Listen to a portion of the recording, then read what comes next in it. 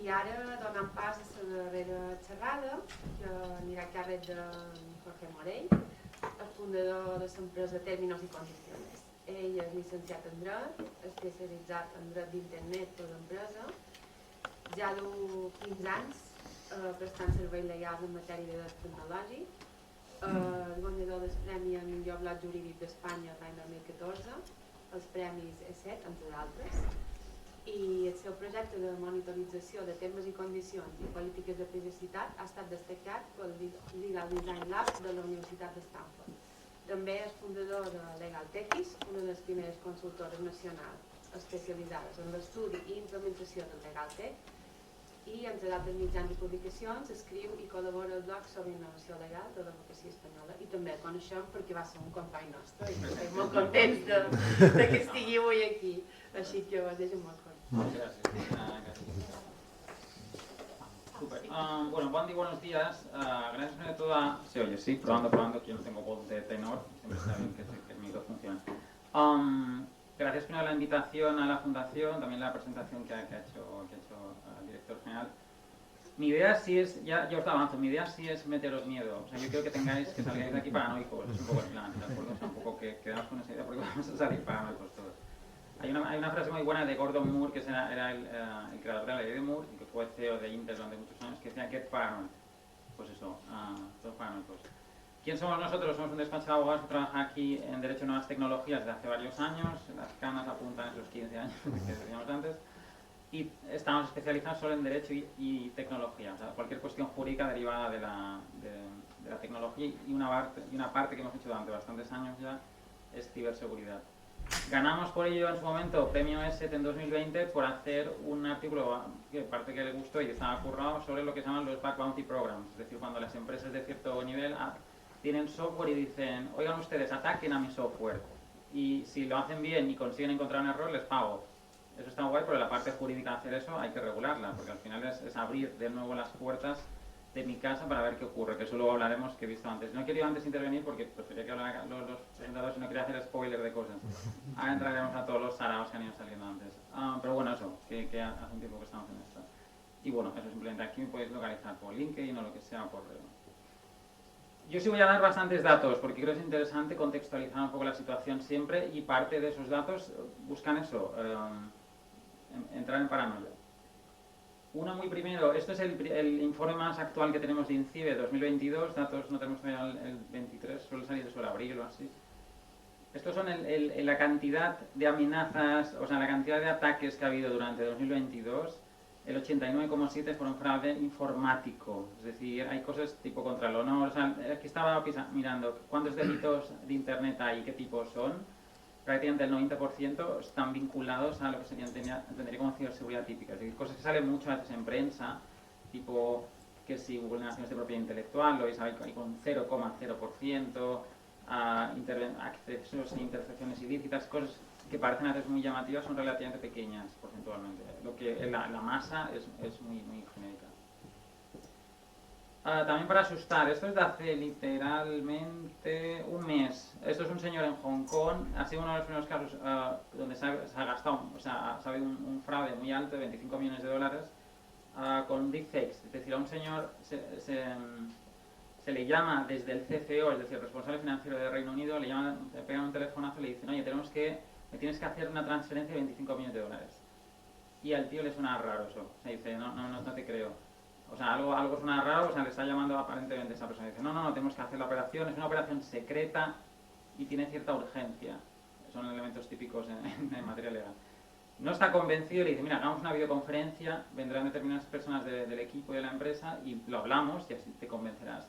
Entra este señor en la videoconferencia, 3 personas más, mantiene la videoconferencia, el tío sale convencido, hace 17 transferencias, casi 24 horas después se da cuenta que todas las personas que están allí no existían, es decir, todos habían utilizado un deepfake, es decir, inteligencia artificial para hacerse pasar, y también la voz, o sea, habían falsificado a los empleados, suplantado a los empleados.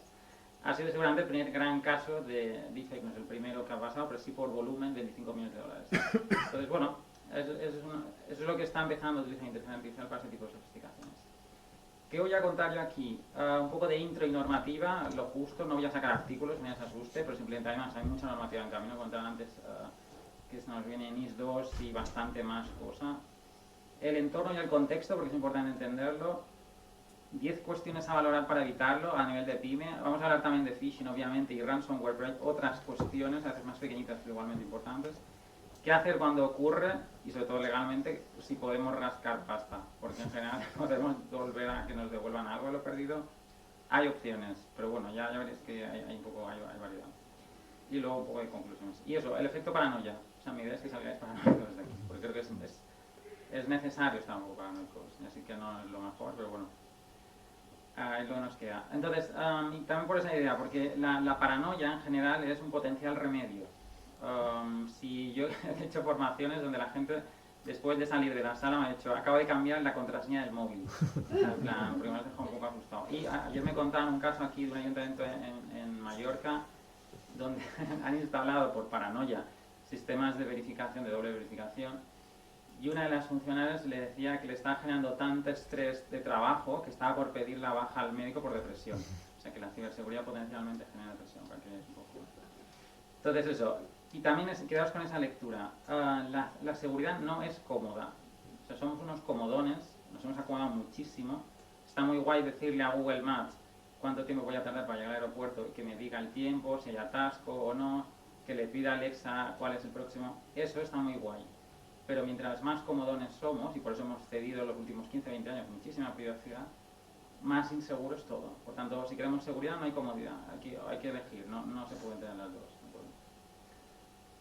Y luego también una cosa muy importante, antes se pedía si hay alguna estadística que porcentualmente cuánto debo invertir para que me salga esto rentable.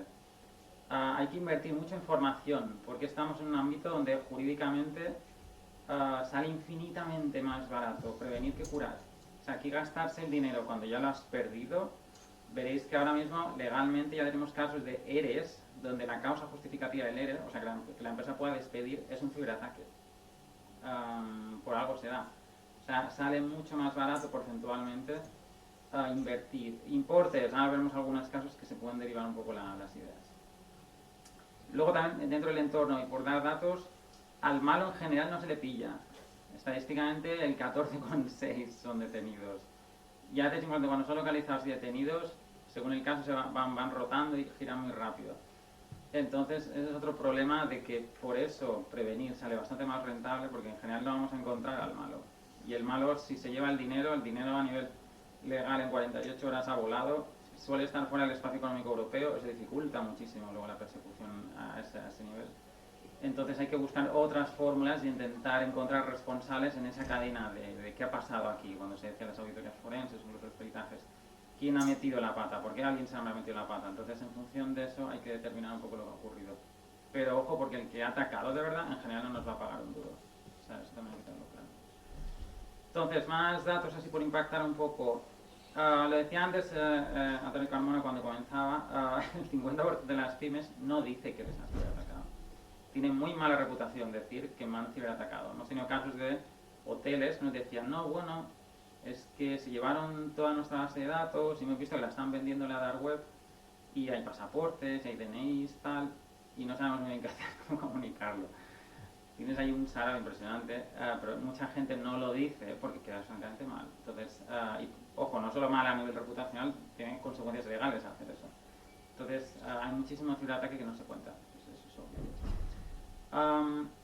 Lo que decíamos antes, ¿cuánto me vale la pena? ¿Cuánto debo invertir en esto? Aquí tenemos una estadística invertida. El 95% normalmente viene precio de error humano. Entonces, si formo más a mis humanos, voy a bajar bastante más el porcentaje de ataques. El 100% no, imposible. Pero seguramente el 75, 80, 85% de lo más grueso me lo voy a quitar de encima con formación regulada, continuada. Y además, la formación no es solo que me gaste dinero en formar a mis empleados y ya está, es que a veces se puede utilizar como una cuestión a efectos de buena diligencia y por tanto exclusión de responsabilidad legal. Entonces hay que tener en consideración que el hecho de yo decir, no, cada 6 meses formamos a los empleados, cada 3 meses a los jefes de departamento se les hace determinada tarea, es decir, ese trabajo continuo luego tiene un peso interesante. Pero yo digo, o sea, es un mundo donde informar a la gente antes sale mucho, pero mucho, yo digo mucho más barato que después, porque después en general está complicada la cosa. tiempos de respuesta es un mundo donde cuando ocurre, eso seguro lo conoce tanto todos los Juan, José y Eric, cuando pasa algo, en general hay que tirarlo todo y ponerse en ese caso. Los ataques, en general la cuestión del tiempo es importante. Hay estadísticas variadas sobre el tiempo de en cuánto tiempo se detectan ciberataques. Hemos tenido casos donde el atacante se dio cuenta casi un mes y medio después y de hecho discutió durante semanas con el atacante y no se dio cuenta de que era la otra persona haciéndose pasar por eso, aunque se conocían teóricamente hacía 20 años. Y luego cuando se vieron de verdad le dijeron, pues María, ¿por qué me has dicho això? ¿Qué prisas tenías en decirte esto? Y le contestó, yo no te he dicho nada. Es decir, el atacante se hizo pasar por María y le metía prisa en plan, oye, que no me pagas, que no me pagas. Lo digo por eso, porque muchas veces la gente no, es muy inocente y no somos todos muy inocentes. Y no caemos en estas cosas. Y luego el efecto, 6 de cada 10 pymes cierran después de un ciberataque. O sea que si el ciberataque es fuerte, ojo con ello porque puede tener impacto hasta el punto que comentaba antes. Ahora mismo es causa justificativa de un ERE. Hemos tenido al menos 3 sentencias en España, la última fue del 23, donde tener un ciberataque de determinados importes te permite despedir a gente. Por tanto, ojo con eso. Por acá de esta ronda de entorno y estadísticas, el 70% de los ciberataques en España va dirigidos a pymes, lo comentaba antes Eric, perdón, que decían, no, yo no soy Cristiano Ronaldo, a mí no me van a atacar. Error, eres una pyme, o sea, caer como todo el mundo. El coste promedio de un ciberataque es de 35.000 euros, eso no es poco, no es moco de pavo. Hay ataques más pequeñitos, nosotros hemos gestionado desde 160, 170, 175.000 euros, quizás más volumen que ya tenga presente. Pero en general se mueven en esos entornos, 20, 25, 30, pero es mucho dinero eso, es mucho dinero, a cualquier persona eso le puede hacer mucho daño. Luego el tema del 60% de las víctimas de ciberataques se desaparecen en los 6 meses posteriores, lo que decíamos, en general suele hacer mucho daño o puede hacer mucho daño, entonces puede generar un problema serio. El 99,8%, esto sale del informe del 2022, el 99,8% de las pymes españolas no se considera un objetivo atractivo para un ciberataque. Error. Estás ahí en el punto de mira y vas a morir, sí o sí. Y luego el 91% vienen por mail. El mail es el mal de nuestros días, no va a desaparecer porque estamos todos ahí metidos, pero hay que educar mucho sobre el mail, porque sí, nos podemos obsesionar con las videollamadas que he puesto yo aquí muy fashion, de deepfakes, pero eso es una cosa muy pequeñita, donde está circulando todo y donde va a seguir circulando, incluso los SMS siguen siendo un punto de ataque fuerte, pero no es el mail, al final es donde la gente se mueve y trabaja. Entonces, ojo con eso. Yo digo, todo esto es del último informe de CIBE. Ejemplos, Hugo Calviá, le han comentado antes, Antón Tónicas a la semana siguiente, etcétera, etcétera. Yo soy muy uso de usar memes. Si no queréis que os hackeen, no deis ordenadores a nadie. Y aquí se acaba la charla. No, pero sería guay. Dicho esto. Mi móvil. Buah, sí, eso ya hablemos, sí. Todos a trabajar con boli y calculadora. Normativa. No hay una ley de ciberseguridad. Hay un tonel inmensísimo de normas, unas 50, rango que más o menos la cubren. Ahí lo que a veces podéis ver, antes de esto, lo que a veces veréis es un código de ciberseguridad que se publicó en el BOE hace unos años, que no es más que un compendio de toda la normativa que aplica. Pero no hay una norma en España de ciberseguridad, tampoco en Europa. Entonces tratan cuestiones de seguridad multinacional, infraestructuras críticas, que seguro INTE que están haciendo muchas cosas chulas allí, telecomunicaciones, el código penal en sí, seguramente es una de las normas que más usamos nosotros a efectos de ciberataques. La normativa sobre el dato personal es una normativa muy importante en esta cuestión, o las que están vinculadas a la administración. Entonces no hay una norma de ciberseguridad. Si veréis, si tenéis curiosidad de cuántas leyes hay o qué es lo que la Constitución potencialmente tiene algunos artículos que muy derivadamente afectan a ciberseguridad. Pero digo, es una colección de normas. Y luego hay que tener en cuenta que tenemos mucha normativa europea. Antes se comentaba lo que está un poco en camino. Tenemos entre el 24 y el 26, hay una cantidad de normativa europea en múltiples ámbitos tecnológicos, ciberseguridad es uno de ellos, relativa a las redes de comunicaciones, de nuevas infraestructuras críticas, pero especialmente también al sector financiero de algunas particulares, pero especialmente a dispositivos Internet de las cosas. Porque la gente se obsesiona en meterle Bluetooth y cualquier conectividad a cualquier aparato, y hay que pensar que si algo es conectable a Internet es automáticamente vulnerable. O sea, no le pongáis a la vela o al taza o a la silla conectividad a Internet. no la necesita. Es meterte un problema donde no lo tienes. Entonces, salió haciendo una cosa que no llegó a ser verdad, pero es teóricamente cierto. Se había hecho un ataque con una botnet donde se habían potencialmente usado entre 1,5 millones y 2 millones de cepillos de dientes inteligentes. La primera cuestión es en qué momento decidimos con cepillo de dientes se conectara por Bluetooth. No había necesidad, pero lo hemos hecho. Eso al final no era cierto, o sea, no se utilizó, pero potencialmente se pueden utilizar dispositivos de ese estilo para hacer eso, ataques a gran escala y generar una botnet. Entonces, mientras más hagáis domótica de la empresa, mientras más introduzcáis tecnología en vuestro entorno, más puertas estáis abriendo. Entonces, y como hemos bajado mucho la guardia a nivel de comodidad, porque estamos muy bien y nos mola mucho y constantemente nos envían notificaciones de cosas que son muy fáciles, entonces esa puerta está abierta absoluta y totalmente. Entonces hay normativa en camino sobre Internet de las Cosas entre el 25 y el 26 a nivel europeo. Entonces, ¿qué normativa va a ser un poco la que más comúnmente aplicamos? Código penal, en estafa y suplantaciones de identidad, que es lo que al final técnicamente suelen ser casos de phishing y derivados. La normativa de servicios de pago es la que nos permite muchas veces atacar al banco. El banco es del que en general podemos rascar más dinero si ha habido ataque y no pillamos al atacante. Y luego RGPD, LOPD, que esto es la normativa de protección de datos. Porque muchos de los ataques están vinculados obviamente al dato personal. No solo el ataque en sí, sino las pruebas previas, que hablaremos un poco de pentesting y todo eso. Entonces, bueno, son así las tres un poco más comunes, pero ya digo, hay bastante cuestión. Entonces, ¿cuál es la situación de la intro? Que el edificio ese es vuestro programa de ciberseguridad, que se aguanta ahí con unos cuantos certificados, un poco de dato más o menos seguro, y luego el tema de los passwords. Este es un poco el estado en general. Entonces, a partir de aquí, legalmente, hay que ir jugando. ¿Sí? Entonces, hay que tener profesionales como los que han estado hasta aquí ahora para ir intentando poner resolución a esto. Por acabar con esta parte de contexto, Incide es un gran elemento para estar informado, tienen bastantes cosas útiles y herramientas interactivas que os recomiendo hacer pequeñas pruebas para ponerse un poco a hacer pruebas interesantes.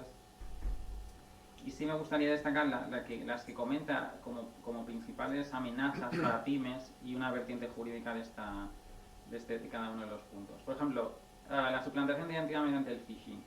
Pues que, por ejemplo, un cliente, por poner ejemplos muy concretos, una empresa de alojamiento turístico aquí trabaja con Expedia, alojan o dan visibilidad ya a sus espacios. Alguien suplanta Expedia, se hace pasar por ellos, le pide que hagan el pago a las comisiones correspondientes, pagan 8.000 euros, se acaba, dinero desaparecido. A esa persona, el atacante, por cierto, lo hemos encontrado, es un señor que está en Barcelona, que viene de Honduras y es la cuarta vez que hace este tipo de ataques. Entonces lo hemos conseguido localizar y por suerte quizá habrá alguna opción de rascar algo. El tema es que la suplantación de identidad, hacerse pasar por alguien, es bastante común. Es seguramente uno de los casos más comunes. Pero es verdad que a nivel jurídico es importante que induzca error y sobre todo que se genere algún beneficio. Se está pasando mucho con las suplantaciones de identidad donde los bancos lo pelean a muerte con lo que llaman el phishing. Si el phishing es que te tiran la caña por un correo, el phishing es que alguien te hace un telefonazo y te dice: hola, acabas de recibir un SMS indicándote que se está a punto de generar una operación fraudulenta en tu cuenta. Y dices: ostras, pues sí, además viene del indicador ese. Y dices que claro, justo necesitamos el código de tu tarjeta para cancelar eso. Y tiene que ser ahora. Yo conozco gente muy adulta, muy seria, muy moderna, que ha caído en este escenario, pero vamos, total y absolutamente.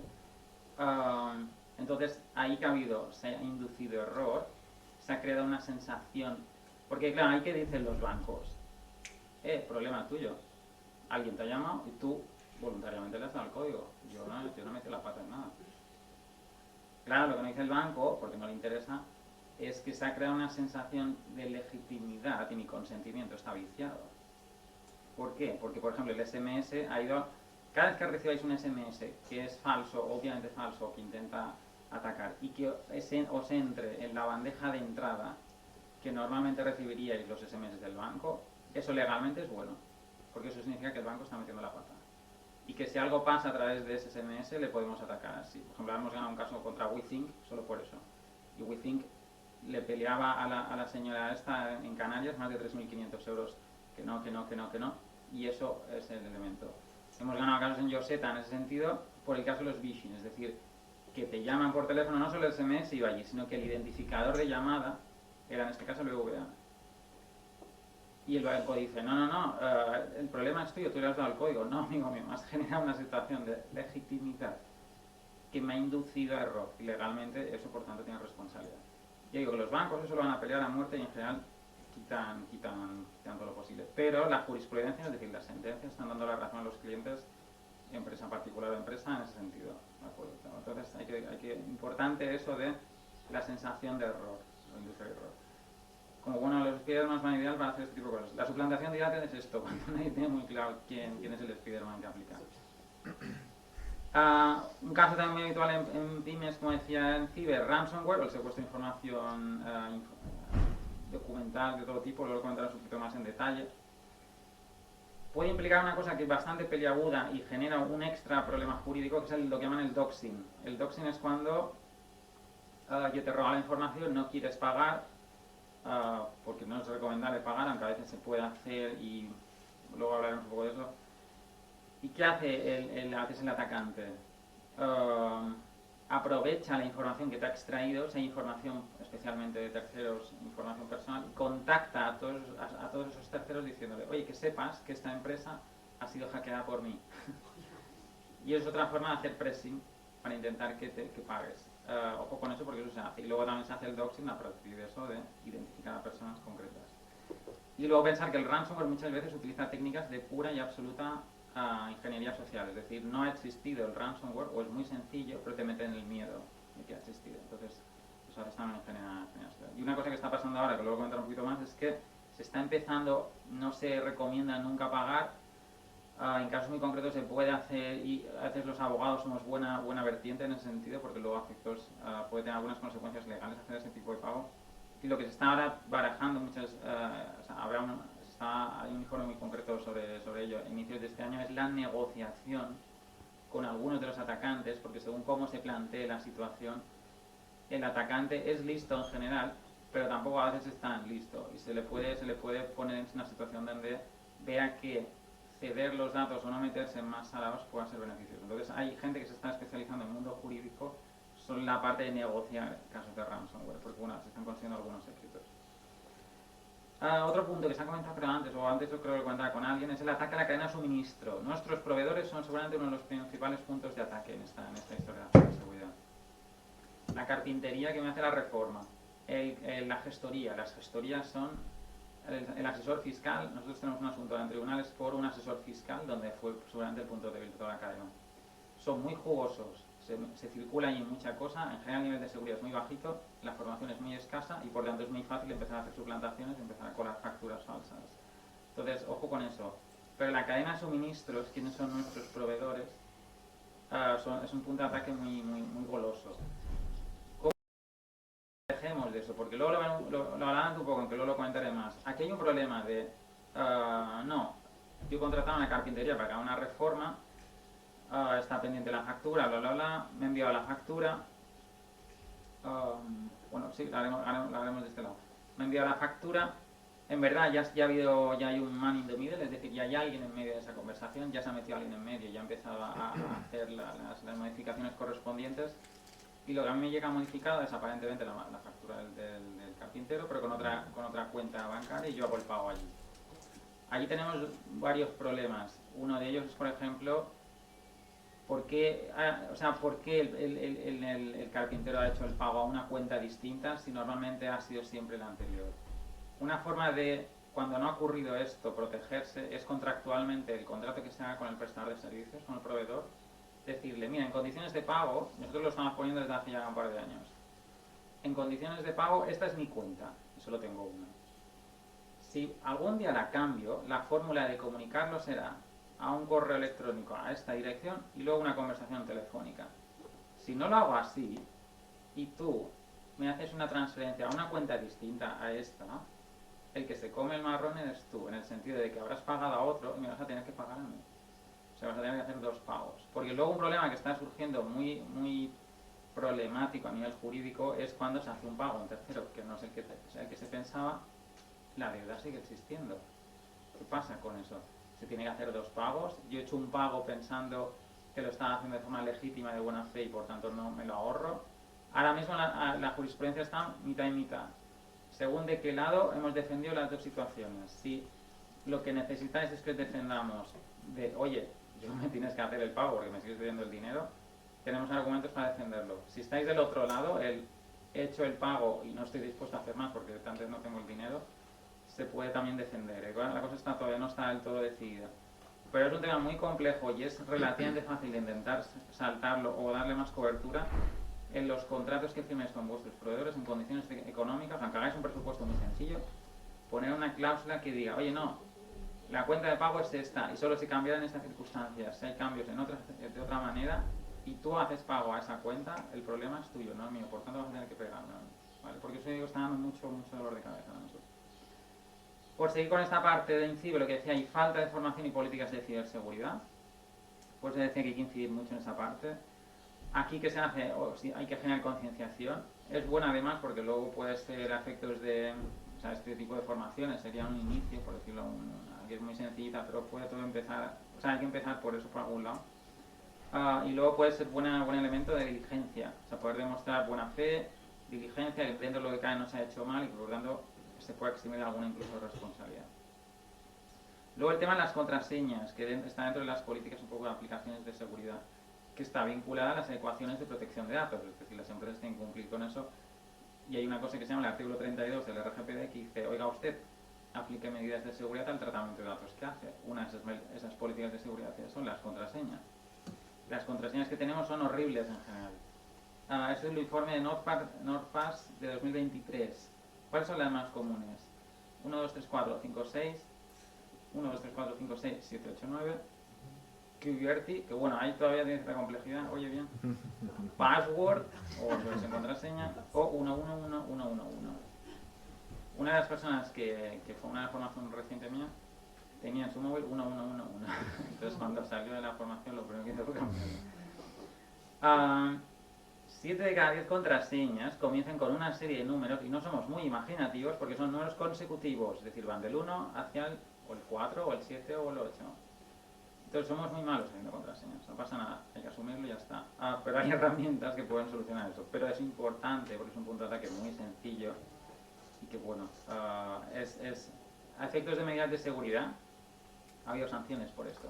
A efectos de, por ejemplo, en la Agencia de Protección de Datos, es una medida de seguridad.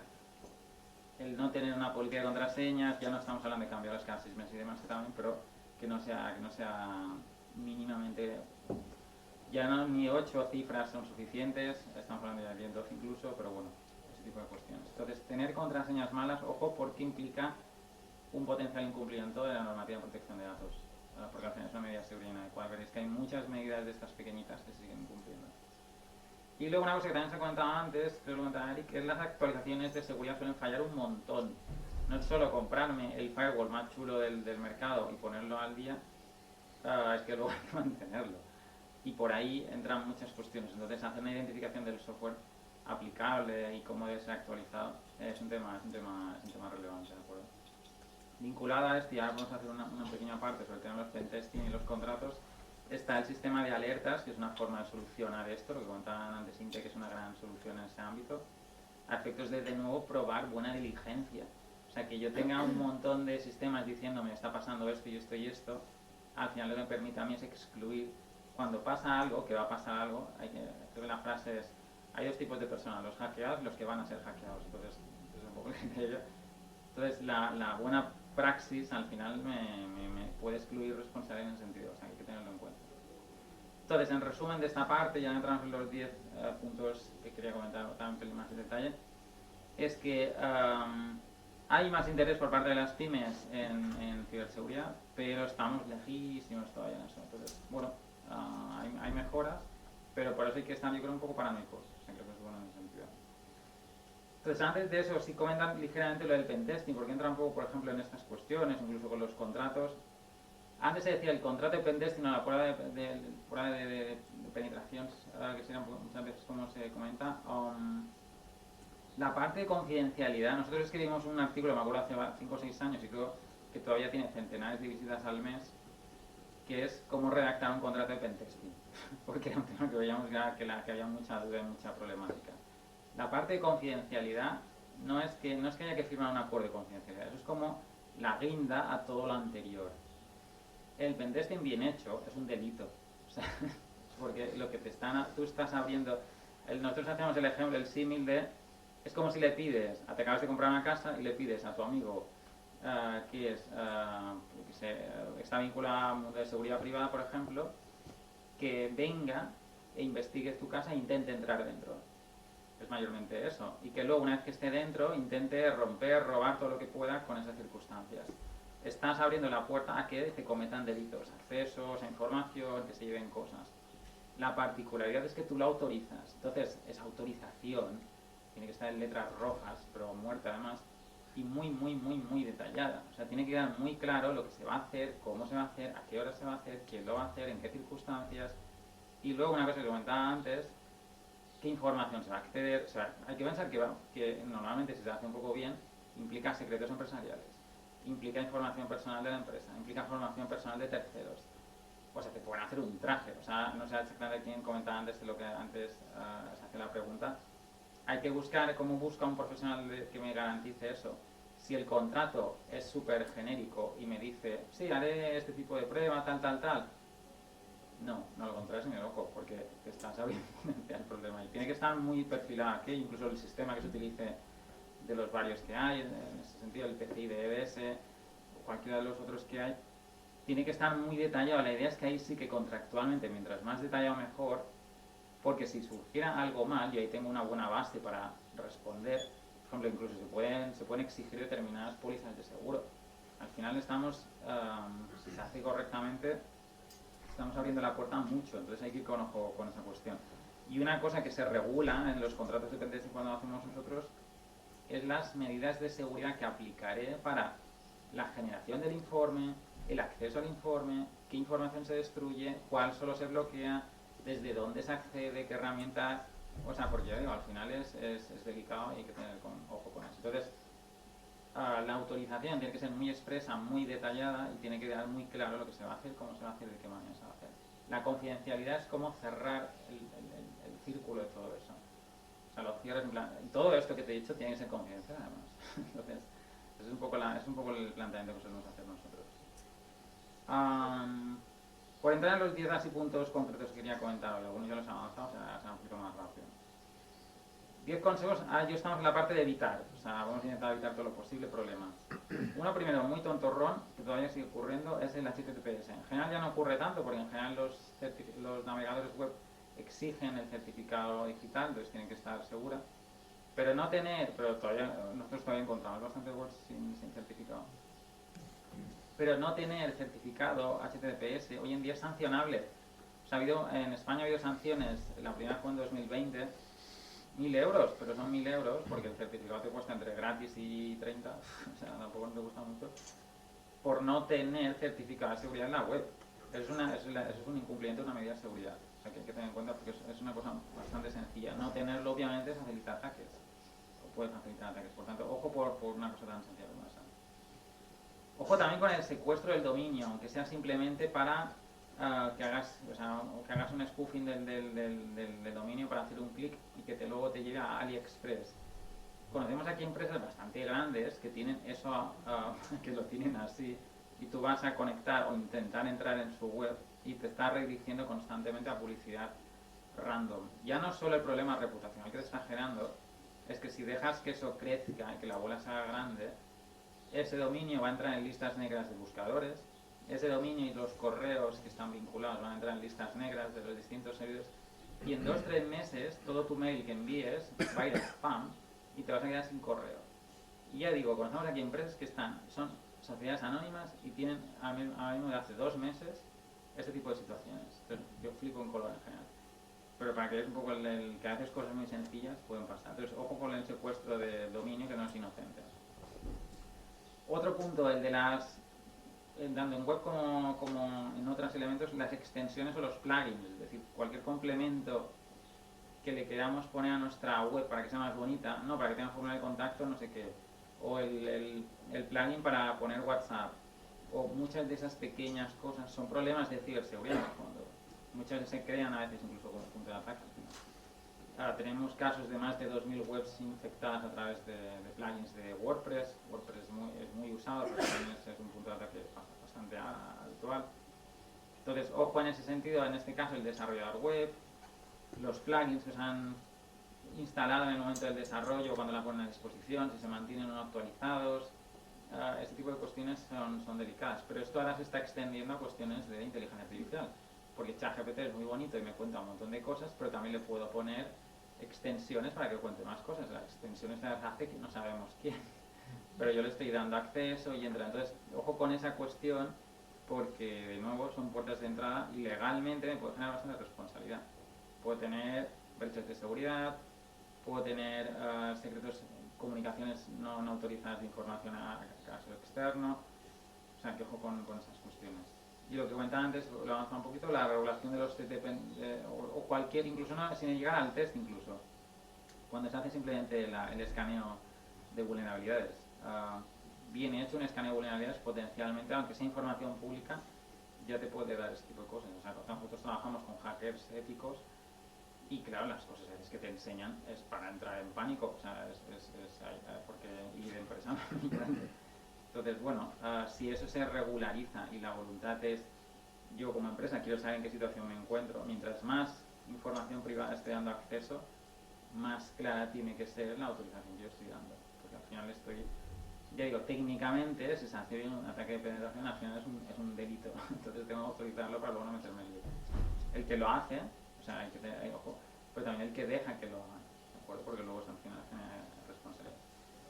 Como cierre, Facebook, que es como un fan de este mundo, Facebook está contratando personal, pero no necesitáis enviar currículum porque ya tiene todos vuestros datos. Entonces, ese es el mundo al que hemos llegado. Entonces, ¿qué más? Otra cuestión que nos llega todavía bastante y que tiene derivadas de ciberseguridad es el pirateo de software. Y también está vinculado a los permisos que comentábamos antes. Sectores tipo estudios de arquitectura, mundo de diseño industrial. Hemos tenido un caso el año pasado de el AutoCAD que se utiliza para diseño. Le habían instalado el AutoCAD a la secretaria, que no tenía absolutamente ni la más remota idea de utilizarlo, ni lo necesitaba. Pero ya lo teníamos pirata y hemos decidido poner una licencia. Claro, lo que la gente no sabe es que muchas de esas licencias, cada vez que tú te conectas a internet en tu navegador normal, están remitiendo información a la empresa. Y un día de golpe esas empresas contratan a despachos de abogados y un día de golpe te envían una cartita, un correo y te dicen, oigan usted, sabemos que desde hace un año está utilizando 6 licencias no serializadas, no autorizadas de esta herramienta. Hemos hecho el cálculo del dinero que deja de pagar más indemnización y valoramos este daño en 55.000 euros. Eso hemos tenido. Teníamos hasta más de 100.000 euros.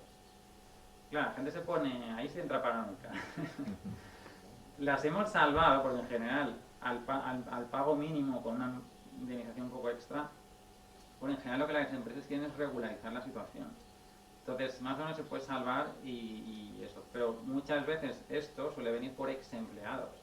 O sea, normalmente el pirateo de software, que es el riesgo en sí, o sea, el pirateo en sí es el riesgo de ciberseguridad por lo que estamos metiendo allí, pero tiene una derivada de efectos jurídicos que es lo que yo tenga que poder hacer es acabar pagando por usar licencias no autorizadas. O sea, ojo con eso de piratear software en según qué ámbitos.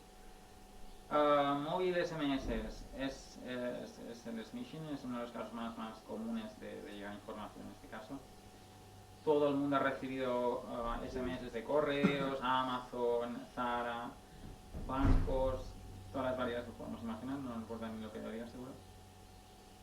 Son muy utilizados. A veces la técnica es simplemente que quieres un enlace o que te descargues una aplicación, muchas cuestiones. Una cosa que están utilizando los bancos más o menos inocentemente son cada vez que entráis en la banca online y os ponen ese aviso que no podéis pasar, que dicen, oye, yo nunca te llamaré, o yo nunca te enviaré un enlace, o yo nunca, no lo hacen por amor al arte, en parte sí, pero lo hacen en parte para excluir responsabilidad. O sea, al final lo que quieren es que seas muy consciente, porque lo que decimos antes, si al final se está produciendo una estafa, suplantación de identidad, que son casi la misma moneda, dos caras, si yo te he informado muchas veces y lo tenías muy claro, yo tendré quizá más argumento como banco en este caso para excluir luego esa responsabilidad. Entonces, bueno, es una fórmula así muy suave que están utilizando, pero ya la tienen presente. Estos son, por ejemplo, ejemplos recientes míos que me han llegado. Se ha realizado un cargo en banco y la particularidad es que los enlaces no tendrían que estar en este caso, pero si os fijáis van modificando el enlace. ppva.net-cliente. Si veis guión en general es que está inventado, no hay guiones en los Pero luego hay BVA.empresas-soporte. Hay algunos que son como los míos, no están mal planteados, o sea que te genera cierta duda. Entonces, yo entiendo perfectamente que se caiga en esto porque al final es... Pero bueno, eso, que si todos estos SMS, por ejemplo, han ido, en mi caso todos estos son míos, a la bandeja de entrada del banco. O sea, han entrado como si fueran, se confunden con los reales. Ahí el problema no tendría el banco, si luego pasa algo. Hay algunos que están llegando a otra distinta, esa es otra película. Utilizan ahí, ponen VA, en este caso es VA-es, algo así, pero si van a la que normalmente siempre caen los del banco, es un elemento legal positivo a que se luego defender un retorno. Móvil y llamadas, lo hemos comentado antes, los casos más típicos son las falsas llamadas de Microsoft, porque bueno, al final mucha gente utiliza obviamente Windows, y hemos tenido algún caso también de ese estilo, de que te llama alguien de Microsoft diciendo no, es que tienes que actualizar el equipo, necesitamos que descargues un software y tal y cual. Conocemos a gente bastante bien posicionada que prácticamente es tú al último minuto de instalar el software remoto y es cuando le empezó a pedir cosas un poco raras y está ahí como este que vas en piloto automático y no te das cuenta. En ese momento se despistó, o sea, despertó mejor dicho, y cuando empezó a hacerle preguntas a la persona que llamaba, digo, que suelen así con ruido de fondo, que se oye bien a oficina y tal, el de Microsoft se puso violento. En plan, no, pues instale usted el software o sea, ¿por qué me está cuestionando aquí no sé qué? O sea, que a veces incluso, ya digo, van con un poco con cierta sensación de que lo estamos haciendo bien. Entonces, ese es uno de los casos más típicos con las llamadas. Las derivadas es el phishing. El phishing, el escenario más común, que hemos tenido bastantes en el último año y medio, es el que decía, llega un SMS a la bandeja normalmente correcta del banco diciendo, oye, se está a punto o se está produciendo una operación fraudulenta. Al minuto, 2 minutos te llaman por teléfono, normalmente si lo han hecho bien sale el identificador del banco, o sea que parece que es el banco. Alguien hablando en castellano, tal, ahí con ruido de fondo de nueva oficina o parece una oficina, te dice, oye, acabas de recibir un SMS con tal, si es que necesitamos el código para cancelar la operación. En verdad, cuando das el código es cuando hacen la operación fraudulenta. Entonces, phishing es así entre comillas un poco más moderno, o sea, empezó por aquí quizá el 22, muy finales del 21, y ha habido campañas bastante heavy, o sea, ha habido campañas muy fuertes, y los bancos de inicio fueron más o menos razonables y devolvían el dinero sin cuestionarlo mucho. Últimamente ya han entrado en el discurso de no, tú lo has dado autorizado tú solito y te lo pelean. Entonces tienes que pelear, hay distintas vías legales para hacerlo. A nivel consumidor podéis ir atención al cliente primero. Si el banco tiene un defensor del cliente, que a veces están fusionados, es el siguiente paso. Y si no, se puede ir al Banco de España. La decisión del Banco de España no es vinculante, pero bueno, es estadísticamente útil y les ayuda a cambiar según qué cosas. Entonces es una vía si no queréis llegar a una cuestión más de tribunales. Tribunales luego veremos un poco, a veces depende de los importes y eso, pero bueno, normalmente en las dos primeras vías, atención al cliente más defensor, se suele conseguir que cambien por el criterio. Sobre todo de nuevo porque el criterio que se está estableciendo es que se está generando una situación de legitimidad que a mí me engaña. Entonces eso es perjudicial para el banco en este caso. Y luego lo que decía, implican muchos sistemas de ingeniería social. Que la ingeniería social no es más que buscar el error humano para obtener información privada, que es un sistema. Hemos tenido varios casos de trabajo de ingeniería social de meses, donde por ejemplo en algunos casos a personas se les convence de que van a casarse con determinados, el príncipe de Dubái por ejemplo, es la unas bromas.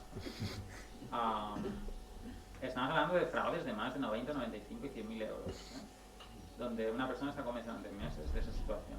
Incluso hemos tenido un caso de un actor, que no era actor, pero se hacía pasar por el actor de una serie que se llama Vikingos, y decía que, de nuevo, genera una relación platónica, normalmente por desgracia las mujeres son las más atacadas en este caso, genera una relación de confianza muy grande en ese sentido, y aquí había tenido una relación durante casi 16-18 meses con una persona mediante solo WhatsApp, un perfil de Instagram creado expresamente para eso, para darse como mensajes secretos, y el actor lo que decía es que estaba en Hollywood, pero que Hollywood hay como mucha mafia negra y que había una situación compleja y que necesitaba el dinero, y esta señora lo tenía, porque lo tenía.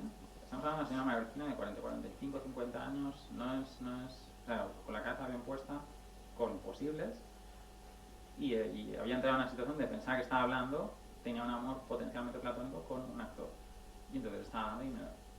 Hasta que obviamente nunca hay videoconferencia en estas situaciones, porque si no la historia no funciona tanto. Aunque hoy en día se podría falsear, pero bueno.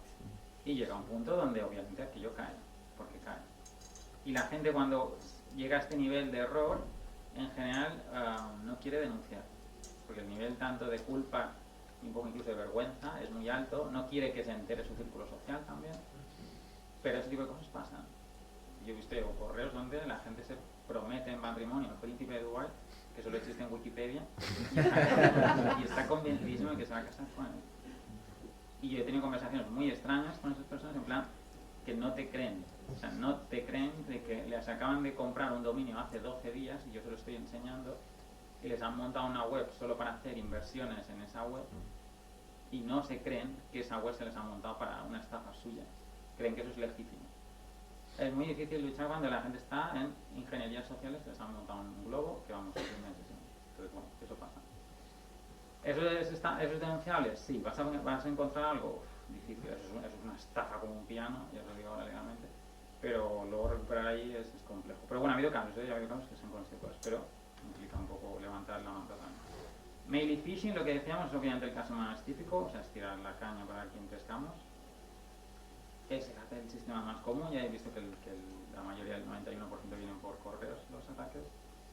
Yo aquí me ponía más muy gracioso, una cosa que se empezó a hacer el año pasado, que vimos un poco más, y tuvimos algún cliente que le pasó, era la falsificación de certificados de titularidad de cuenta. O sea, y eso le pasó al Ayuntamiento de Palma. Al Ayuntamiento de Palma le brindaron en ese sentido, pagó 300.000 euros porque utilizaron una técnica que me parece muy ingeniosa por parte de los atacantes. Los atacantes hemos dicho que son muy profesionales y a veces hay que reconocer que los tíos se lo ocurran también. Que se paga mal. ¿Qué hacían? Detectan licitaciones públicas, quién la ha ganado, dicen, la ha ganado, tal empresa la ha ganado, ok, igual, él es el que estará cobrando, entonces falsifican muy bien falsificados los certificados de cambio de titularidad de cuenta diciendo, no, ahora ya no me tienes que hacer los pagos en esta cuenta, me tienes que hacer en esta otra. Es una versión más sofisticada del he cambiado de cuenta. Le envían, en este caso lo que le enviaron al Ayuntamiento de Palma, en el sentido un certificado de cambio de titularidad de cuenta, y se hizo el pago. Eso nos ha pasado con clientes que les han enviado, y al cliente a mí me llama diciéndole, oye, yo me decía que un cliente nuestro me está diciendo que yo le he enviado un correo con un certificado del banco mío diciéndole que cambia de cuenta. Yo no le he enviado nada y no hemos cambiado de cuenta. Entonces, es una forma más sofisticada de darle más caché al cambio de cuenta. Pasa, se está ocurriendo, para que es un poco ese tipo de cosas. ¿Qué hacer en estas cuestiones? Aunque luego incluso desarrollar un pelín más. Muy a nivel técnico muy sencillo, porque yo aquí no, pero sí es relevante, efecto de cambio de claves, avisar a principales afectados, ojo, porque luego eso puede tener consecuencias legales también, o sea, saber quién potencialmente está ya afectado. Comunicar con el banco, hay que empezar a hablarle y a ser posible que nos dé feedback de todo lo posible por escrito, porque luego nos va a servir. Lo del tema de la denuncia. La denuncia es básico, pero no el hecho de denunciar por denunciar. Si no se denuncia, no hay cortafuegos. Si yo no denuncio, y hemos tenido casos donde se ha denunciado muy tarde, luego lo comentaré un poco, y genera problemas inmensos, haces que la bola de nieve siga creciendo. Y que algo que ya eres consciente de que es potencialmente delictivo, se siga potencialmente atribuyendo a ti. Entonces, si no denuncias, no cortas esa situación. Hemos tenido un caso reciente, un par de semanas, de un cliente que me dice, oye, que me están diciendo que aparecemos en TikTok con anuncios y publicidad diciendo que estamos buscando empleados. Y es una empresa de Bangladesh, pero está utilizando nuestros datos fiscales.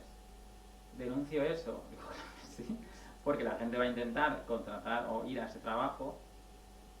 Obviamente ese trabajo no va a existir, pero el que aparece legalmente eres tú. Entonces, a la puerta a la que van a llamar luego eres tú. Si tú ahí no has hecho, sabiendo eso, no has hecho nada, tenemos un caso ahora mismo donde por no hacer nada, aquí se montó un negocio de alojamiento turístico falso, de lujo, bla, bla, bla, utilizó datos fiscales de una empresa mallorquina, se dieron cuenta, lo denunciaron a la policía, pero no hicieron más, es decir, hay muchos procesos para eliminar el dominio, que se caiga la web, es decir, eso hemos encontrado bastantes casos de suplantaciones de identidad, de desfase de abogados, mil cosas. Lo comenté antes con Eric, un cliente encontró la suplantación de identidad cuando empezó a hacer trabajos de SEO y se dio cuenta que el falso estaba mejor posicionado que el de verdad. Es un poco el nivel de sofisticación al que. Entonces, en este caso el que comentaba, se monta el servicio de alojamiento turístico 100% falso, utiliza datos fiscales de una empresa real, se denuncia, pero no se hace más, se deja que la pelota vaya creciendo casi 1 año y medio, acumula muchísimas reclamaciones y un día se presenta el inspector de turismo en la empresa porque le dice, oiga usted, que tenemos aquí más de 170 reclamaciones de este asunto. No soy yo. Yo denuncié, tal. Bueno, la inspectora no está muy convencida, no sé qué tal. Hace todo el proceso, recoge la información. Resolución, 18.000 euros de multa a la empresa. A la suplantada. Eso se llevó tirando mal legalmente. Van a tribunales, de nuevo plantean mal el asunto. No hacen especialmente buenas ni auditorías forenses ni parte pericial para ver quién estaba detrás de eso, porque hacen incluso un poco un histórico de un juicio original. Vimos quién era un señor en Reino Unido. Pero no lo plantean bien. Cuando llega a tribunales, el juez tampoco está convencido de que no eran distintos el falseador y, digamos, la empresa, y condena a la empresa a 18.000 euros. Y esa sentencia es firme cuando nos llega a nosotros. Es decir, que ahora estamos intentando reabrir, buscando prueba penal nueva, que la hemos localizado, pero es una película muy compleja, pero es un caso muy evidente de que no hay que solo denunciar por cortar fuego, que es básico, es que incluso luego hay que hacer seguimiento de esto y un poco intentar eliminarlo.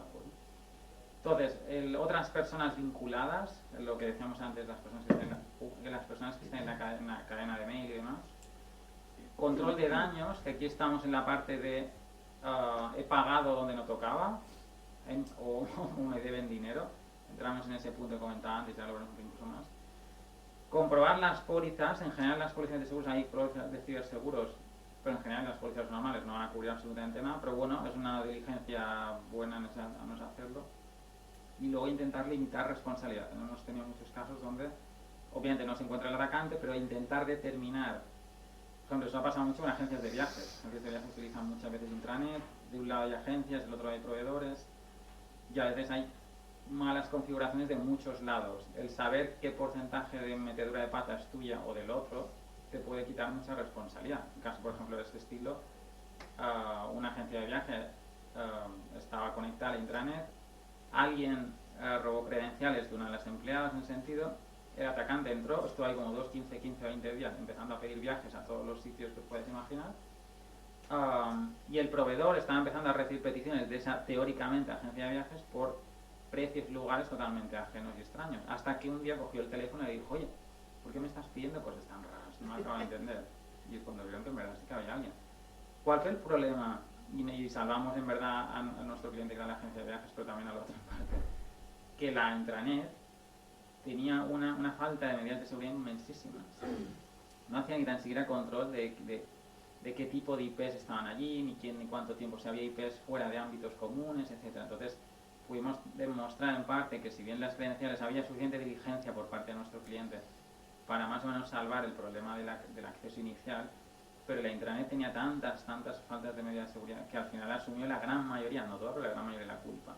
Lo que digo es que a veces limitar responsabilidad cuando la cosa es, ¿no? hay mala sensación, mala relación según cómo pueda acabar la situación.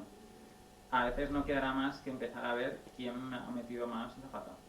Y legalmente habrá que empezar a auditar y peritar y demás. O sea que hay que conozco con eso. Y de nuevo, repito el truco legal de en vuestros contratos de prestación de servicios, en la parte de condiciones económicas, siempre deberéis poner una cosa que está sugiriéndose, yo creo que también no es mala idea, pero tampoco no la veo imprescindible, que es no poner el número de cuenta en las facturas. Es una forma de empezar a solucionar parte del problema. Aunque pueda hacerlo logística administrativamente un poco más complejo. Pero una otra solución es contractualmente, que os lo comentaba antes, decir, oye, la cuenta para hacer pagos es esta. La forma de cambiarla va a ser que yo te envíe un correo desde esta dirección y que luego te haga una llamada telefónica. Si no hago esa doble combinación, yo no te he cambiado cuenta. Por tanto, si luego te llega un correo que aparentemente te dice que se ha cambiado, me sale mal, pero luego vas a tener que hacerme ese pago doble. Entonces es una forma de contractualmente, y digo, porque eso está llegando bastante historias. Mail y ransomware, la variante distinta. Ransomware, que es un ejemplo así, es cuando te enjaulan tu documentación, la meten ahí dentro, la cierran con llave y se quedan la llave, te piden dinero por la llave. Es un poco eso es un ransomware en el fondo. Una parte interesante en este caso, no solo efectos también estadísticos, pero bueno, te puede dar algún soporte extra, es la denuncia o el contacto a INCIBE en casos de ransomware. Y pasos a dar cuando ocurre el no pagar, que ya digo, si se puede evitar, normalmente aquí estamos en problemas de si tenemos copias de seguridad o no. Si no queda nada más que otra que pagar, a veces una fórmula es a pagar a través de despachos de abogados, hacer en representación de, tiene algunas ventajas, efectos en ese sentido. Valorar lo que decía la negociación con atacantes, porque se están consiguiendo algunas ventajas en ese sentido. Están, no en todos los casos, pero se puede conseguir alguna cuestión. Aquí es muy importante comprobar el alcance de lo afectado, no solo a nivel de información interno, pero aquí nos preocupa en ransomware, son bastante preocupantes los datos personales, porque nos llevará a, no sé, buscar posibles copias de seguridad y la denuncia a INCIBE y obviamente a policía, que esa es la misma. Si el ransomware o si teníamos datos, muchos personales, no estaban bien cifrados y por tanto, no estaban ni cifrados, y por tanto alguien los ha birlado, es una brecha de seguridad. Y lo que se comentaba antes, tenemos un plazo de comunicación en este caso, que voy a vincular a esto, tenemos plazo de comunicación de 72 horas desde que tenemos conocimiento efectivo de la situación. Es obligatorio, que se comentaba antes, legalmente una auditoría forense.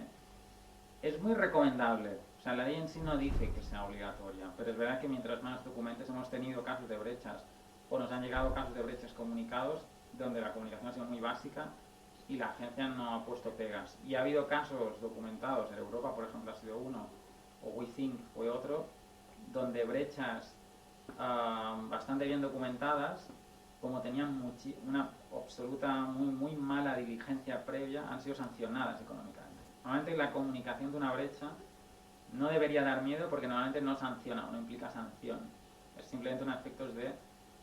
La gente lo que quiere es preocuparse de que ha habido información personal afectada. De hecho, si no hay información personal afectada, es un incidente de seguridad, pero no es técnicamente una brecha de seguridad, a efectos de la agencia.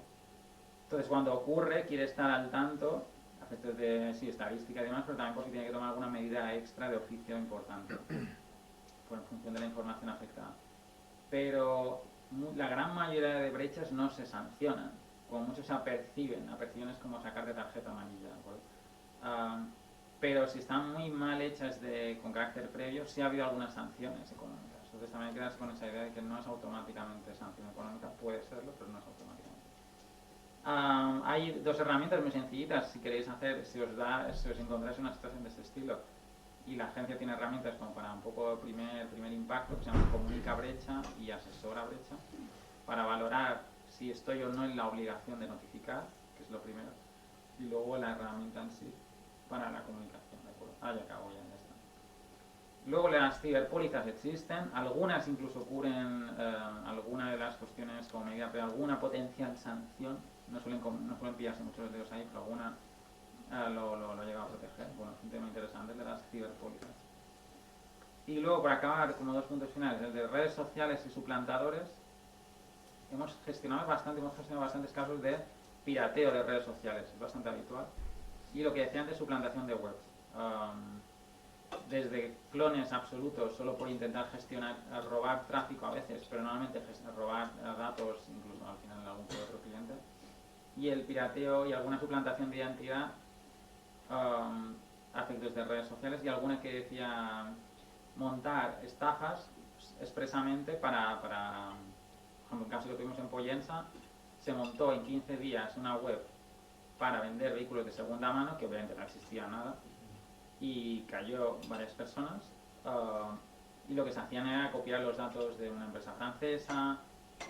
Había teléfono y la persona, el atacante, llamó a la víctima, habló con ella, le pasó un contrato, o sea, para que veáis, los atacantes te envían contratos también, y le dijeron, bueno, sí, el vehículo lo tendrás en 5 días en tu casa. Pasan los 5 días y el vehículo no está en casa. Llama por teléfono y ya nadie contesta al teléfono. Van a la web y ya no había web. Entonces habían llevado unos 9.000 euros así. Bueno, ahí tienes ventajas. El hecho de que te llamen al final es todo lo que te recopiles cuando denuncias, una cosa que antes se comentaba, las denuncias se pueden ampliar. Si yo, por ejemplo, me han llamado, tengo un correo electrónico, SMS, todo eso al final me permite estirar del hilo que decía antes. Entonces todo eso suma. Entonces tener un teléfono desde España España me permitiría quizá rascar algo, pero bueno, que a veces se montan y digo, luego cuando nosotros entramos y lo vimos, las fotos de las personas que se decían que era el presidente de la empresa, el no sé qué, el comercial, literalmente salían de, pues si las tirabas a Google Imágenes, literalmente se habían cargado hacía entre 7 y 8 días, salían de stock, se habían creado solo para eso. Les habían montado una fachada solo para robar esa, o sea, que la gente se lo ocurre. Luego hay que usar los procesos internos de denuncia, en el sentido también para los, o sea, en las redes sociales cuando ocurre. Suelen ser efectivos, pero bueno, hay que perseguir según la red social. Y luego, por acabar, que antes se ha comentado antes, también está el phishing, pero el spear phishing, o sea, el pescar con arpón, que es que se busca más a personas con determinada capacidad de decisiones más específicos, por ejemplo, lo que hemos comentado antes del CEO de finanzas, un poco, para, bueno, ataques más sofisticados, también mayor impacto. Entonces, por resumir y cierro, que casi lo he comentado todo ya, he sufrido un ataque, además de que me pegue un ataque al corazón y casi lo dejo por el camino, ¿qué puedo hacer realmente? Denunciar, eso es básico. De inicio, recopilar toda la información que se pueda, hacer una narración con nuestras palabras de lo que ha ocurrido. Me ha llegado a tal correo, captura, lo responde de tal manera, captura, esta persona es tal, esta persona es cual, he hecho un ingreso en tal momento, captura, han pasado X días, narrarlo como si fuera una historia, lo más que se pueda detallar, proporcionar toda la información que se tenga, obviamente, correos, teléfonos, etc. Pero la clave aquí es que nos genera, bueno, corta en principio en seco la responsabilidad legal.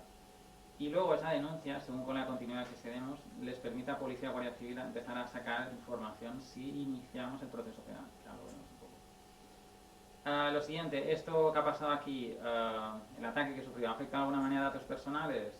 Si es un phishing, una suplantación de identidad, no suele ser el caso, pero bueno, podría ser. Si son ransomwares, casi siempre van a afectar, también hay que ver cómo estén los datos y qué datos son. Si es eso, me tiene que empezar a preocupar la relación con la Agencia Española de Protección de Datos. Entonces hay que ver un poco cómo estoy y qué tengo que hacer ahí. Hablemos con el banco, porque en general, como no vamos a pillar al malo, el banco es nuestro potencial pagador. El banco en general no va a querer saber nada, tampoco nadie que se sorprenda, supongo por eso. Entonces, yo quitando casos muy claros, pero más adelante puede ser nuestro salvavidas jurídico-económico, porque los bancos tienen dos cosas interesantes a nivel de ciberataques. Tienen lo que se llama técnicamente una responsabilidad cuasi objetiva. O sea, la ley de servicios de pago dice, el banco responde a no ser que el usuario lo haga extremadamente mal, o sea, que sea muy poquito diligente. Entonces, si no hemos hecho ningún gran error, no hemos hecho en plan ahí colgar mi número, mi CCV en el semáforo de Plaza España. Eso se llama la diligencia, ¿no? Si no hacemos cosas muy, muy brutas de ese estilo, la responsabilidad se entiende que por defecto es del banco. Entonces, eso es un primer plus. Lo que pasa es que eso, en el caso de transferencias, o sea, de phishing tradicionales, donde me han cambiado el número de cuenta y yo me digo, simplemente cambio, se entiende que ahí el banco no tiene obligación legal de, por ejemplo, leer ni los conceptos, ni fijarse en el número. Por tanto, que tú hagas eso, ahí no le afecta tanto la ley de servicios de pago. Pero los bancos tienen otra vertiente, y es la normativa de blanqueo de capitales. Y ahí es donde está el truco en general. La normativa de blanqueo de capitales les obliga a que a partir de determinados importes, pueden ser relativamente pequeños muchas veces, entre 5, 6, 8, 10 mil como muchas veces, tiene que estar consciente de que eso está pasando el banco, tiene que ser consciente de que ha ocurrido. Entonces tiene que tomar medidas extras de seguridad.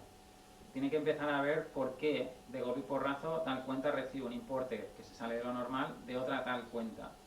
Tiene que intentar detectar por qué ese importe que es grande viene de una cuenta que está relativamente creada hace poquito. ¿Por qué de golpe y porrazo una cuenta empieza a hacer muchas transacciones muy continuadas o en poco tiempo?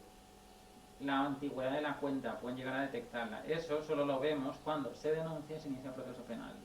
Y a partir de ahí, del hilo del blanqueo de capitales, es donde se puede ver si el banco, por el banco en general no va a decir nada, pero por la ley de servicios de pago, tienen obligación de que nos den toda la información que nosotros le pidamos, a efectos, por ejemplo, de determinar cosas de ese estilo. Y si hemos denunciado y hemos iniciado el proceso penal, podemos exigirle un montón de información, que nos dirá cómo de mucho o poco han sido diligentes. Entonces, solo los bancos son bancos, pero también meten la pata. Y es ahí donde muchas veces lo estamos pillando. Te lo van a pelear, si son importes pequeños quizá no te sale rentable, pero el tema a partir de importes de 5, 6, 10 mil euros, por la inversión sí que puede salir rentable. O sea, nosotros, un poco, y luego acudamos al seguro, normalmente no va a decir nada, pero es buena diligencia. Y bueno, contactarlos con ellos de nuevo. Un poco es decir, oye, soy consciente de lo que me ha pasado, llamo al banco, voy a policía, llamo al banco, contacto con terceros, equipo informático y demás, obviamente por lo que pueda haber pasado, llamo al seguro por si hay algo, que no le metes eso. ¿Debo volver a pagar? Que era el tema, si fuera en el caso de que soy yo el afectado por ello. Sigue habiendo un deudor, eso está claro. Entonces, según el caso se va a poder evitar.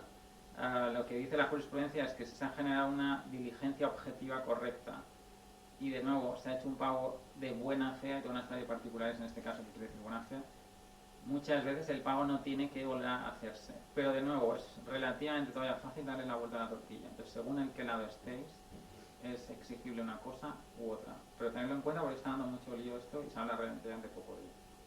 Y por cerrarlo, ¿qué me puede costar a efectos de saber si el dinero es recuperable o no? Entre nosotros, por haceros una idea, entre 400 y 1.200 euros, os podemos decir qué posibilidades reales hay o no, viendo un poco el tipo de ataque, un poco las circunstancias, la jurisprudencia aplicable y demás, de si merece la pena denunciar siempre, porque eso hay que hacerlo automáticamente, pero es si nos presentamos, iniciamos el proceso penal, que implica abogado y procurador, y eso es lo que nos permite empezar a rascar información del banco y otra una serie de perfiles. Y eso nos da mucha más información para saber si hay que ir más adelante o nos paramos ahí porque no hay mucho que sacar. En esos márgenes se mueve. Entonces, bueno, yo entiendo que cuando ha pasado esto la gente suele genera mucha frustración, la gente se genera cabreo y frustración porque te quedas muy desamparado. Pero bueno, intentamos ahí un poco hacer el acompañamiento posible y que no tenga demasiado post-impacto inicial a efectos de al menos saber, oye, ¿puedo tener alguna opción de rascar? Acabo y listo. Entonces, conclusiones. La PYME es súper objetivo de ciberataques. Es común, tiene baja seguridad, formación escasa y hay muchas ocasiones. Sale mucho más rentable aquí prevenir que curar. Ya digo, la mayoría de ciberatacantes no los pillan. La formación al personal es interesante, solucionan bastante de los problemas y luego puede ser una buena razón incluso de exclusión de responsabilidad. Entonces, bueno, es interesante siempre. Mail, SMS y llamadas suelen ser los puntos o canales más comunes de ataque. Mail, sin duda, el que más. Y luego hay que moverse rápido, es decir, cuando ocurre un ataque, en general la parte jurídica nuestra implica un poco dejar de lado otras cosas, porque implica recopilar información, contactar, a veces la empresa no tiene soporte informático o tiene lo que decían antes, ser informático no quiere ser, no es igual a ser experto en ciberseguridad. Entonces, bueno, es contactar con las personas que correspondan, ayudarles a hacer, sino nosotros con terceros que les ayuden, una auditoría de la parte forense que pueda ser útil para posteriores acciones, incluso peritajes si fuera el caso. Y bueno, pues un poco ahí. Espero que os haya asustado suficientemente, pero no hasta que os quite el hambre, que es un poco claro. Y bueno, eso es un poco lo que quería contar y gracias por todo.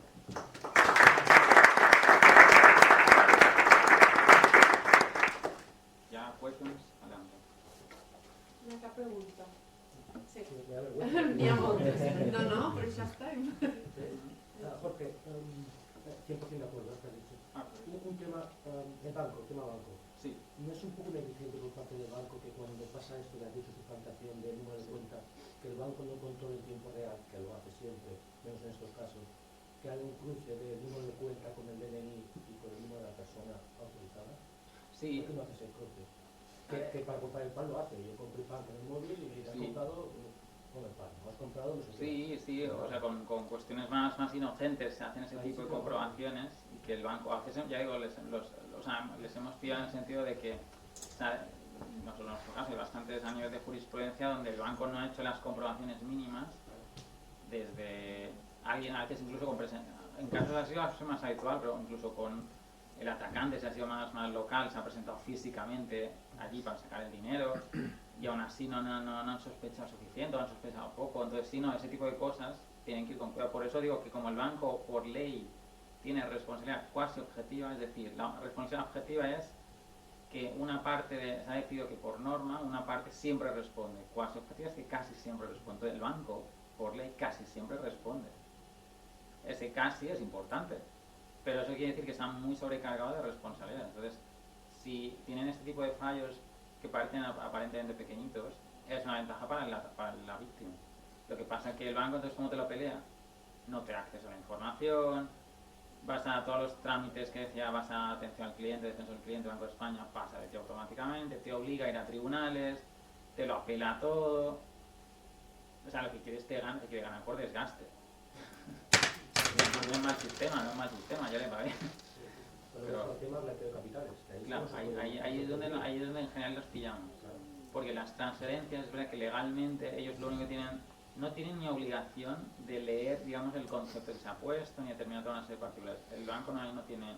Pasadas las primeras 48 horas, que ahí sí que tienes tiempo, pero en general los ciberataques no se ven tan pronto, el banco ya ahí está, oye, ya tienes que hablar con el que ha llegado la transferencia que te la devuelva, yo no puedo hacer más. Tiene cierto sentido legalmente.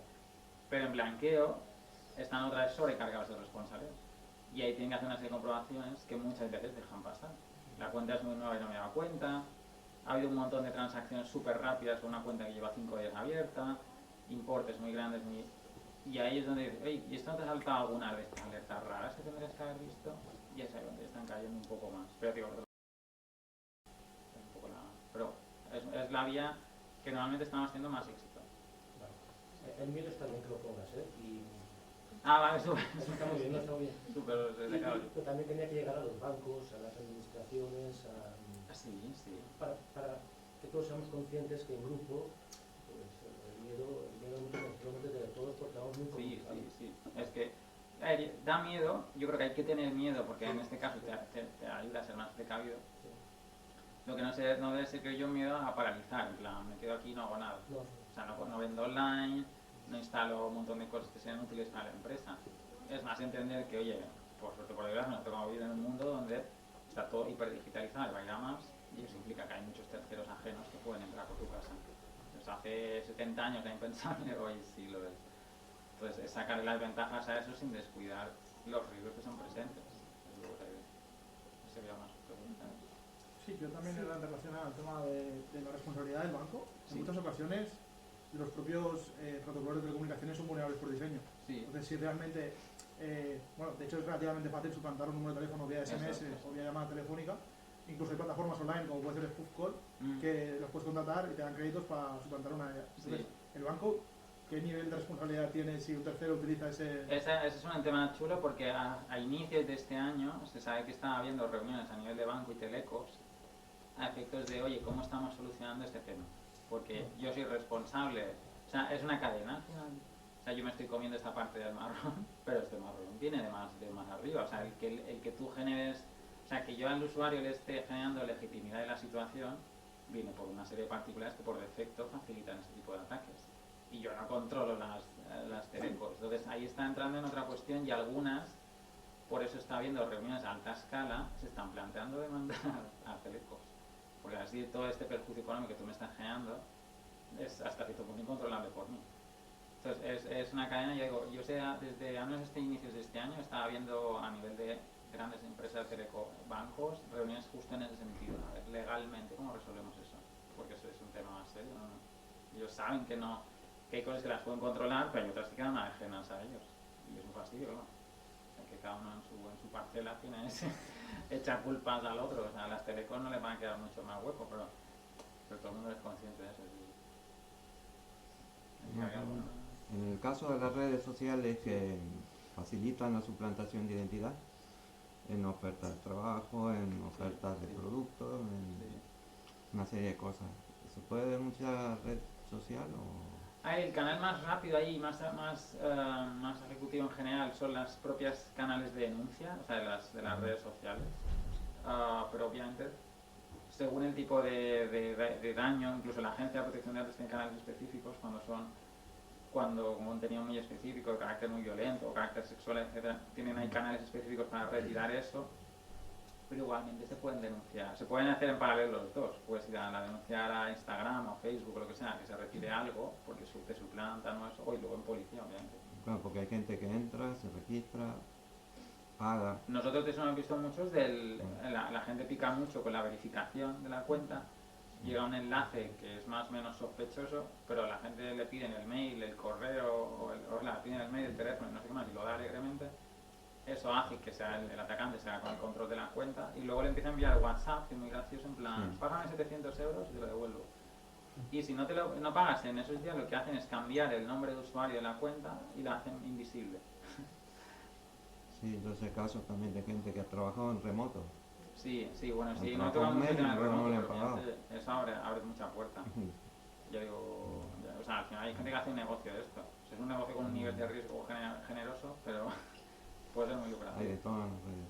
Sí. Sí, o sea, por eso se utiliza mucho cripto. O sea, cripto en ransomware se utiliza porque luego es más difícil de rastrear, es más sencillo. El caso que comentaba del príncipe de Dubái, a esta señora le estaban exigiendo pagar en cripto.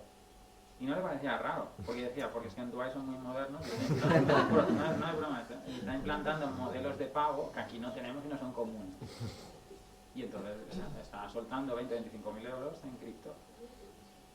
Y yo seguro que es el proceso. Pero yo digo, es muy particular esto. Bueno, no sé. ¿Y reclamar a bancos extranjeros?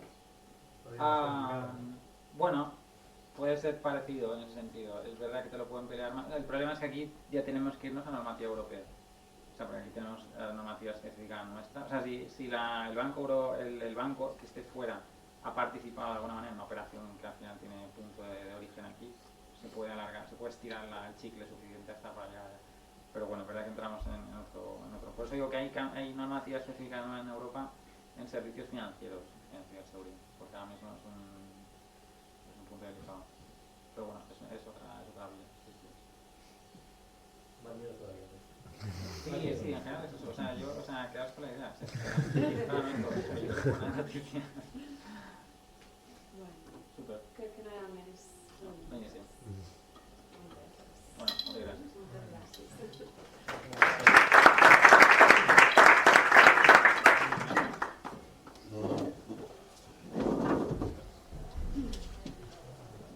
Bé, moltes gràcies Jordi, jo crec que sí que tots hem sentit un